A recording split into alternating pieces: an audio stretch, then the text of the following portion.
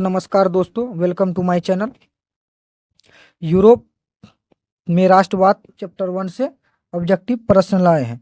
चलिए प्रश्न की ओर। प्रश्न है, इटली एवं जर्मनी वर्तमान में किस महादेश के अंतर्गत आते हैं? इटली एवं जर्मनी जो यूरोप महादेश के अंतर्गत आते हैं। अगली प्रश्न है, फ्रांस में किस शासक वंश की पुनः स्थापना वियना कांग्रेस द्वारा की गई थी? किस शासक की? बुर्बो वंश की गई थी। अगली प्रश्न है, मेजनी का संबंध किस संगठन से था? मेजनी का संबंध कार्बोनरी से था।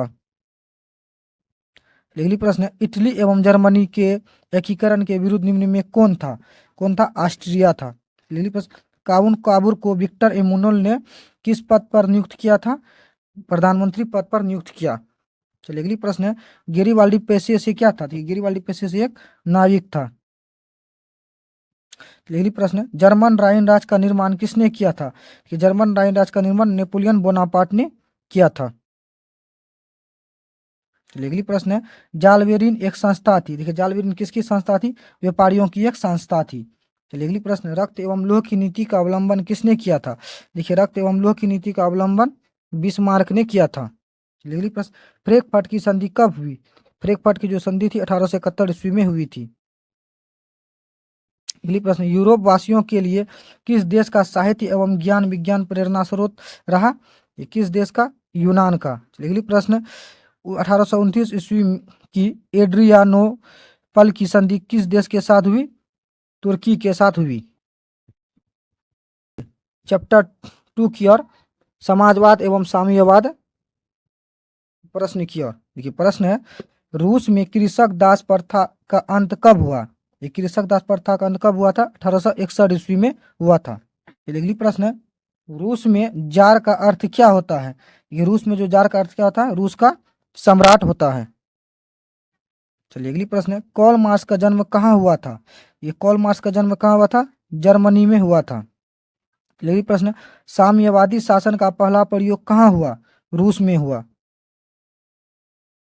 चलिए अगली प्रश्न की ओर, यूटोपियन समाजवादी कौन नहीं था? देखिए यूटोपियन समाजवादी कौन नहीं था? कार्ल मार्क्स नहीं था। अगली प्रश्न,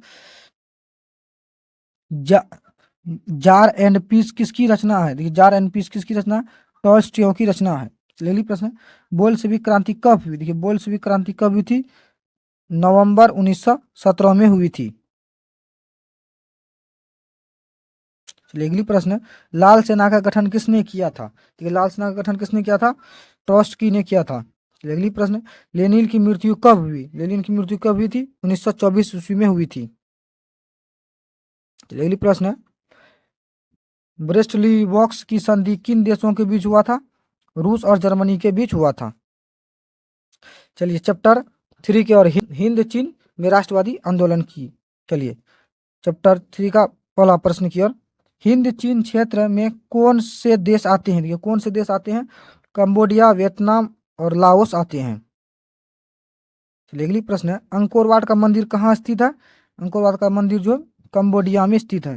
अगली प्रश्न, हिंद चीन पहुंचने वाले प्रथम व्यापारी कौन थे? पुर्तगाली थे। चलिए अगली प्रश्न है, हिंद चीन में बसने वाले फ्रांसीसी कहे जाते हैं? कोलैन कहा जाते हैं। अगली प्रश्न, नरोत्तम सिहानुक कहाँ के शासक थे? कहाँ के शासक थे? कंबोडिया के शासक थे। चलिए अगली प्रश्न है, the history of the loss of Vietnam किसने लिखा? किसने लिखा था? फॉन वाई चाउ ने लिखा था। चलिए अगली प्रश्न, मार्च 1946 में फ्रांस एवं वियतनाम के बीच होने वाला समझौता किस नाम से जाना जाता है? हनोई समझौता के नाम से जाना जाता है।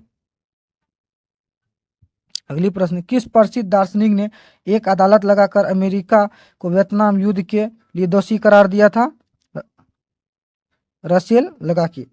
चलिए अगली प्रश्न है, हिंद चीनी क्षेत्र में अंतिम युद्ध समाप्ति के समय अमेरिकी राष्ट्रपति कौन थे? अमेरिकी राष्ट्रपति कौन थे? निक्सन थे। चलिए अगली प्रश्न है, होआ आंदोलन किस प्रकृति का था? क्रांतिकारी धार्मिक का था।